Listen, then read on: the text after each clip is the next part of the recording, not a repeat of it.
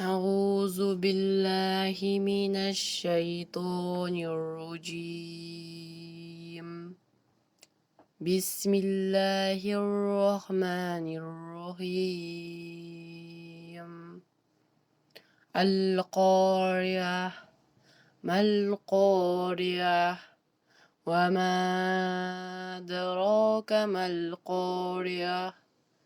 يوم يكون الناس كالفراش المبثوث وتكون الجبال كالعهن المنفوش.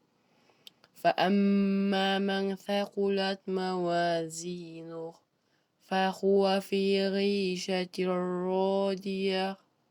وأما من خفت موازينه فأمه هاوية. وما أدراك ما هي، نار حامية.